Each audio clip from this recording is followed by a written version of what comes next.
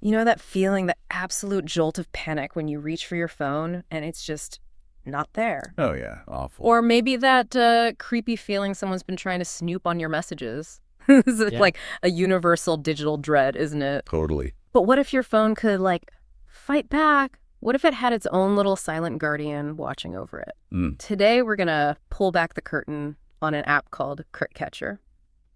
It's an anti-theft thing for Android phones. It promises to be exactly that, your own digital sentinel. Yeah. We're going to deep dive into how this thing tries to turn your phone into a smart witness. Exactly. And our mission here today really is to dig into CrookCatcher. We're going to pull out the really important bits from the material we looked at. Right. We'll look at how it helps you maybe identify, maybe even get back a lost or stolen phone, Mm. or, just catch someone who shouldn't be looking at your stuff. Okay. It's all about giving you that crucial info when you need it most. So, okay, the concept sounds, well, pretty advanced. I'm curious. How does it actually work? Like, what's the tech underneath that lets it catch someone trying to get in? Well, what's kind of cool about it is how simple the core idea is, but how effective it seems to be.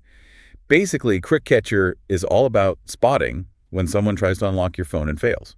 Okay, like a wrong PIN. Exactly. Wrong password, wrong PN, wrong pattern, whatever you use. Mhm. The moment that wrong attempt happens, CrookCatcher just jumps into action. Jumps into action. How? It silently, and I really mean silently, takes a picture using the front camera. Whoa, silently. So the person messing with the phone wouldn't even realize they're having their picture taken. That's kind of spy movie stuff. Pretty much, yeah. They'd have no clue. And it doesn't just take the photo. What else? It also immediately grabs the phone's GPS location, like the coordinates, and figures out an estimated street address for that spot. Okay, wow. So you get a picture and a location. Where does all that info go? Does it just stay on the phone? No, and that's the key bit. All Yeah. that critical stuff, the picture, the GPS, the address, it gets instantly sent off to an email address that you set up beforehand. Ah, okay. And the way it does this so sneakily is by using something called device administrator permission. That lets it watch the lock screen directly and snap pictures without showing any preview on the screen. Device administrator permission. That sounds serious, like you're giving it a lot of control. Yeah. Is that safe? What does that really mean? It does mean you're giving it pretty deep access, yeah, specifically to things like your lock screen security and your camera. Right. But that level of access is actually necessary for it to work the way it's supposed to. Monitoring those unlock attempts right when they happen before the phone is even unlocked and doing it stealthily. It's pretty standard for apps that offer this kind of security, but it definitely highlights, you should only give those permissions to apps you really, really trust. That makes sense. Okay, so I saw the sources mentioned there are free features, but also a Pro upgrade. What do you actually get just, downloading the free version? Yeah, the free version still gives you some decent protection. First off, you get that main feature. It'll capture intruder photos, front camera, wrong unlock attempt, snaps the picture. Okay, the core function. Right. Second, it'll detect the GPS locations. You get the coordinates and that estimated address for where the phone was when someone messed up the password. Got it. And third, it sends those alert emails with the photo and the location details straight to your inbox. So picture, location, email, alert. That's the free package. Mostly, yeah. There's also one more thing they list as experimental in the free version. It tries to block access to the power menu or the quick settings, the drop-down shade, right on the lock screen. Oh. Yeah, so if someone tries to pull down the settings or turn off the phone from the lock screen, it snaps a photo. Pretty clever idea. That is clever. Stop someone just turning it off immediately. Exactly. Though because it's experimental, they do warn it might not work perfectly on every single Android phone or version out there. Depends on the manufacturer sometimes. Okay, fair enough. But still, a neat trick. You mentioned the PRO version earlier, though. What extra goodies do you get if you pay? I think you mentioned something about deception. Yes, the PRO features. This is where it really levels up, both in terms of gathering more evidence and being, like you said, more deceptive. Okay, tell me more. More evidence how? Well, instead of just a photo, PRO lets it capture video with sound. So you get a much better idea of what's happening, who's there, maybe what they're saying. Video too. Wow. And it can use the back-facing camera as well. Huh. So you might capture the surroundings, where they are, which could be super useful. Right, context. And to make it easy to keep all this evidence, it can auto-upload the photos and videos straight to your Google Drive. Convenient. Okay, now the deception part. That sounds intriguing. This is pretty ingenious, actually. There's a feature called Fake Home Screen. Fake home screen, what does that do? It basically puts up a screen that looks like your normal home screen after an unlock attempt. So the intruder thinks, aha, I'm in. Oh, I see. But they're not. Yeah. And as they try tapping on the fake app icons, CrookCatcher can keep taking more pictures or video. They're basically trapping themselves further. That's brilliant. It uses their own attempt against them. Exactly. Then there's other stuff too. You can set a custom lock screen message, maybe a warning like this phone is tracked. A little deterrent. Yep. And for maximum stealth, you can disguise the app icon and name, make it look like, I don't know, a boring files app or something, so they don't even spot it. Hiding in plain sight. Right. You can also customize the subject line of the alert emails, maybe make it less obvious, and you can choose to hide the notifications on the phone itself. The alerts only pop up after you successfully unlock it later. Keeps the intruder totally in the dark.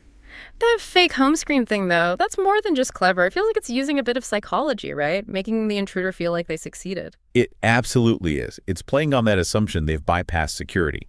Yeah. And by doing that, it encourages them to keep interacting with the phone, maybe trying to access apps or data. Which gives the app more chances to record them. Precisely. Yeah. It maximizes that window for collecting evidence, all while the intruder thinks they're home free. It's designed purely for evidence gathering, not confrontation. Keep them unaware. Okay, any other PRO features worth mentioning? Yeah, a few more security layers. There's app lock, which means you can put a pattern lock on CrookCatcher itself so someone can't just open it and disable it if they somehow do get into your phone. Smart. Protect the protector. And break-in detection. This one's interesting. It takes a photo even if they get the password wrong a few times, but then eventually gets the right one. So you still see who was trying, even if they ultimately got in. Oh, good for catching snoops, maybe. Could be, yeah. And if you want something less subtle, there's an alarm sound, plays a loud alarm if the wrong password is put in, more of an immediate scare tactic. Right. And of course, the standard PRO benefit, no ads.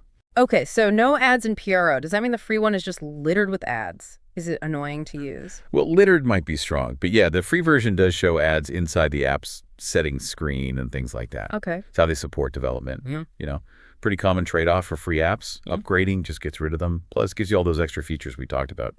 So it's a cleaner experience. Right. So taking all this in, how well does it actually work? Is it reliable?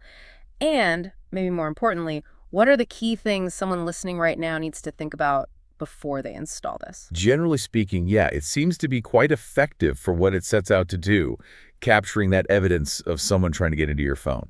Okay. The sources mentioned it's trusted by millions, apparently captured loads of intruder photos, sometimes helping people get phones back. So it has a track record. But there are always buts, right? What are the catches or considerations? Definitely. Crucial things to keep in mind. First, and this is a big one, internet access. The phone has to be online, either Wi-Fi or mobile data, for CrookCatcher to actually send you that email with the picture and location. No internet, no alert. Okay, that's fundamental. Makes sense. Third, second, battery usage. Now, they say it's designed to be battery-friendly, like it mostly sleeps until a wrong pin is typed. Right. But, you know, any app that's monitoring stuff in the background and then suddenly needs to use the camera, GPS, and data connection, it will use some battery. Yeah. It's not zero impact. Fair point.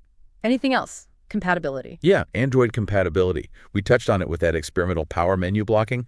Some features might just not work perfectly on every single Android device because manufacturers customize Android sometimes. Yeah. And specifically, if you're on Android 13 or newer, the operating system itself will show a little green dot or icon when any app uses the camera. So even CrookCatcher being silent, Android itself might give a tiny clue. Exactly. It's an Android privacy feature, not something CrookCatcher can turn off. Yeah. So someone might notice that little indicator if they're really observant, even though the app itself isn't making noise or showing a preview. Good to know. We talked about permissions earlier, that device administrator one. Can we just revisit that? Why is that specific permission needed again? Right. The device administrator permission. It's pretty powerful. It's necessary because it lets the app hook directly into the system's lock screen security. Okay. That's how it knows immediately when a wrong key is entered and can take action before the phone is actually unlocked. Without that deep level of access, it just couldn't work stealthily from the lock screen like that. It's standard for serious anti-theft apps. Gotcha. And finally, privacy. It's taking photos, tracking location. Where does that data really go? Yeah, that's probably the biggest question for many people. The app is capturing potentially sensitive photos that might include faces and your phone's location. Yeah. The key thing the developer emphasizes, though, is that this data, the photo, the location, is sent directly to your email address, the one you configure. So not to their servers, not to advertisers. According to them, no. They state pretty clearly, no personal data is transmitted to any third party for advertising or other purposes. It goes from your phone to your email. Okay, that's reassuring. It is. It builds trust. But still, it's something you have to be comfortable with, having an app with camera and location access, even if it's only sending the results to you. So putting it all together, what does this really mean for you, the listener, trying to figure out your own phone security? Well, if you look at the big picture, CrookCatcher comes across as a pretty robust tool. It's a clever take on anti-theft. Yeah. It gives you actual usable information, a picture, a location that could genuinely help track down a lost or stolen phone. Or, just confirm your suspicions about someone snooping. Kind of flips the script, doesn't it? Yeah. It makes your phone an active part of its own security. It really does. Yeah. And maybe as you're thinking about whether a tool like CrookCatcher is right for you, here's something to consider. That peace of mind, knowing you have some kind of digital watchdog on your phone, especially with how much of our lives are on these devices, well, that can feel pretty valuable. But it's always that balance, isn't it? Weighing that security benefit against the permissions you're giving an app. What's the right mix of feeling safe, keeping control of your data, and just plain convenience for how you use your phone every day?